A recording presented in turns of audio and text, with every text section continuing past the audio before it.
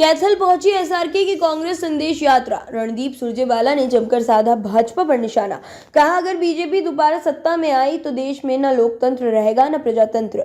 कैथल पहुंची एसआरके की कांग्रेस संदेश यात्रा। रणदीप सुरजेवाला ने जमकर साधा भाजपा पर निशाना।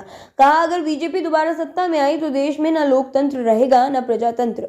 कांग्रेस महासचिव रणदीप सिंह सुरजेवाला ने अपनी संदेश यात्रा में जनसभा का संदेश देते हुए कहा कि अगर बीजेपी दोबारा सत्ता में आई तो देश में न लोकतंत्र रहेगा न प्रजातंत्र। कांग्रेस महासचिव रणदीप सिंह सुरजेवाला, कुमारी शैलजा और किरण चौधरी द्वारा चलाई जा रही संदेश यात्रा आज हरियाणा के कैथल में रणदीप सिंह सुरजेवाला की विधानसभा कैथल पहुंची। वहीं जनसभा को संबोधित करते हुए रणदीप सिंह सुरजेवाला ने INDI गठबंधन के अध्यक्ष मल्लिकार्जुन खड़गे की बात को दोहराते हुए कहा, अगर आगामी चुनाव में बीजेपी पार्टी ने दोबारा सत्ता में आई तो देश में न लोकतंत्र रहेगा न प्रजातंत्र।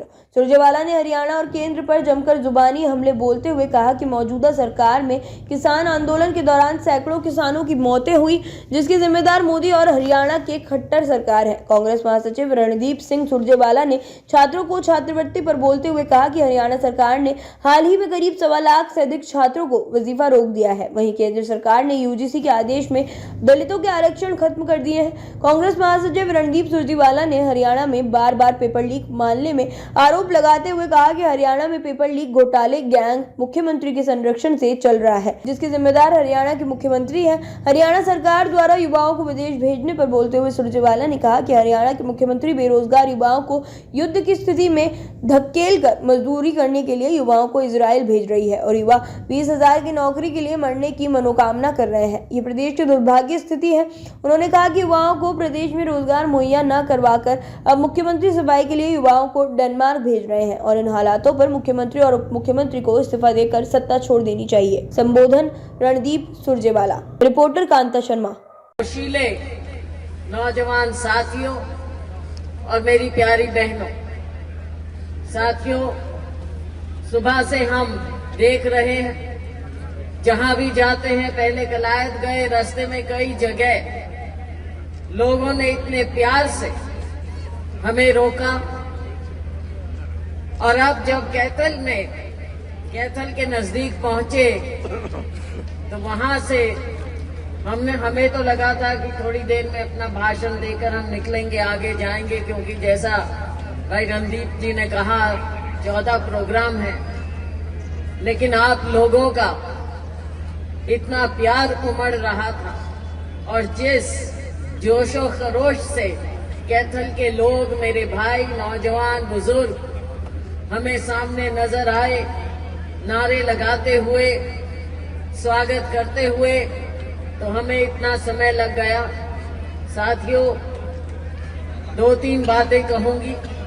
भाई रणदीप जी ने बड़े तफसील से बताया, बातें तो बहुत सी हैं, लेकिन मूल बात यही है कि जो आज हम निकले हैं, भाई रणदीप जी, किरण चौधरी जी और मैं अपने असंख्य साथियों के साथ हरियाणा में जो ये यात्रा लेकर निकले हैं, आप इसका मकसद समझ सकते हैं और आप सियासी लोग हैं, अच्छी तरह से समझते हैं। राहुल गांधी जी जिस तरह से निकले ये न्याय की यात्रा लेकर, और साथियों, ये तो नगरी ऐसी, न्याय की लड़ाई की नींव आप लोगों ने कैथल से रखी है भगवान श्री कृष्ण जी के समय, महाभारत के समय से।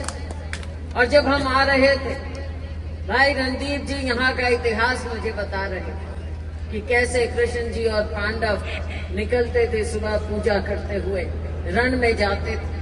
और साथियों, आपने देखा एक तरफ कौरवों का भारी भरकम उनकी फौज और एक तरफ 5 पांडव और श्री कृष्ण। न्याय यही होता है। हमने तब से सीखा कि न्याय के साथ जहां जो खड़ा होगा जीत उसकी होगी। दूसरी तरफ कितना ही बल नजर आए, लेकिन अंतिम जीत जो सच्चाई के साथ खड़ा है उसकी होगी। पांडव क्या थे? 5 गांव भी नहीं, गरीब, उस समय का गरीब पांडव था। आज भी वही लड़ाई है, पांडवों की लड़ाई है। और राहुल गांधी जी जो न्याय यात्रा लेकर निकले, आज उसी का हिस्सा हम बनकर निकले। न्याय चाहिए मेरे गरीब भाइयों, दलितों को, पिछड़ों को, और सबसे ज्यादा मैं समझती हूँ गरीब, पिछड़ा, दलित, उसमें सबसे ज्यादा किसको चाहिए? चाहिए वो चाहे किसी भी वर्ग का हो, मेरा नौजवान जो यहाँ पर है उसको न्याय चाहिए, उसको अपना भविष्य चाहिए।